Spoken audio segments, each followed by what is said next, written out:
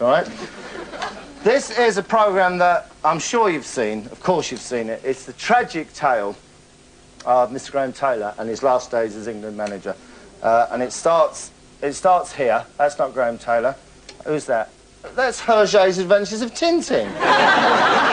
He's looking for Snowy. Snowy! We must follow Arnold Sacknewsome wherever he goes, right?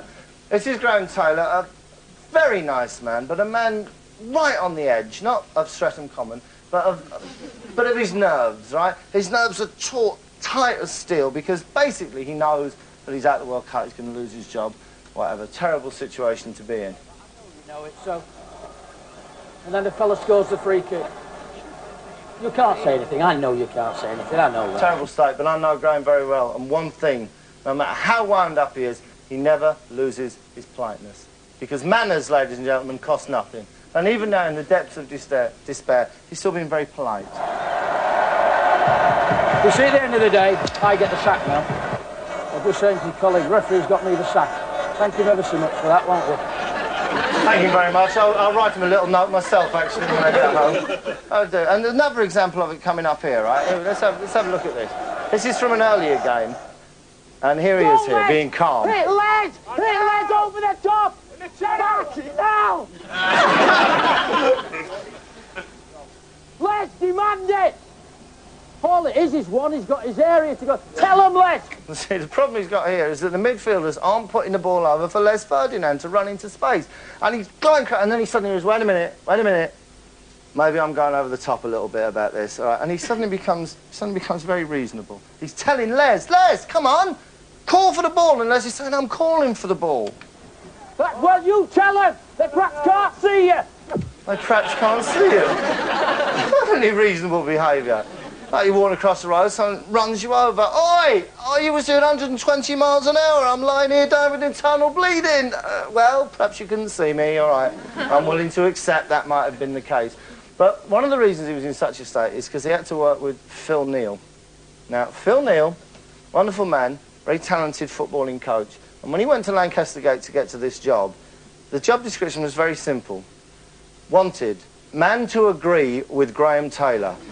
Bold decision. Very bold decision, that, boss. All I'm going to do is agree with you. First time, was it? There's no need to touch it for, you know, did you think it was necessary to kick it first time? No. I mean, it wasn't the greatest ball back to the best neither. It wasn't, you're right. Phil, I was just going to ask you, the moon's made of cheese. Yes, it is. Absolutely. Phil, I'm wearing a dress tonight. So am I. Yes, so am I. Good idea, boss. Good idea. Put him up the near post, near post. Where'd it come from? Ball from over there. Came from right over there, yeah. Just one thing here. Phil slightly oversteps the mark here, all right? You have to see, the boss says something and Phil expands on it and the boss has to put him in his place there, look.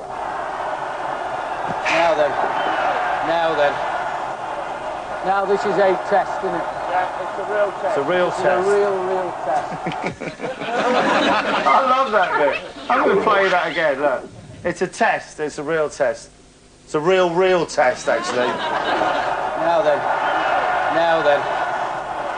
Now this is a test, isn't it? Yeah, it's a real test. This is a It's a real test. I decide how big a test it is. So then again, it's righted. It's made. This is the point where he realises not only can he agree with him verbally, but also physically, look.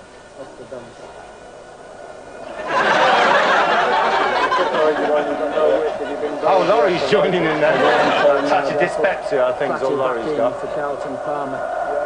Central midfield. Yeah, I am you, Graham. Oh, there's a mirror, that's all I am, a mirror. And coming up is the point where they reach perfect synchronicity. Went to fucking sleep, didn't we? Yes! That's the point where... That's it. I am you. That's it. Does the word doppelganger mean anything to you at all, Governor? Lovely. This is the final bit of this. It's very sad. It'll bring the tears to the eye of any true Englishman, I think. This is when they're lining up to go out and play Holland in that very ill-fated game when we were cheated, when we lost to the Dutch. And Graham had been watching a play that Shakespeare was supposed to have written. In fact, it was my great-great-great-grandfather, Mills Spear, that wrote it.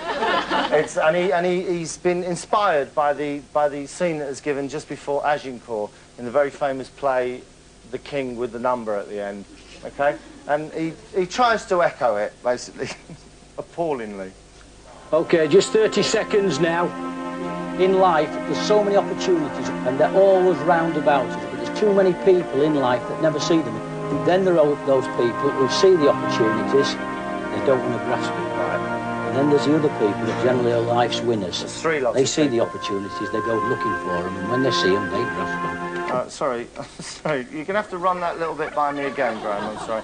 Let me get this straight. There are people who don't see them, people who see them and ignore them, and what's the third group of people? And then there's the other people that generally are life's winners. They see the opportunities, they go looking for them. Then they go looking for them, and then they see them again. And that's what you're facing now on the football field, isn't it? Go fucking take the opportunity, it's there for you, and wring every little bit out of it, OK? Bollocks, Graham, wasn't it? All right, footballers aren't the brightest people in the world, but they do recognise complete trite when they hear it.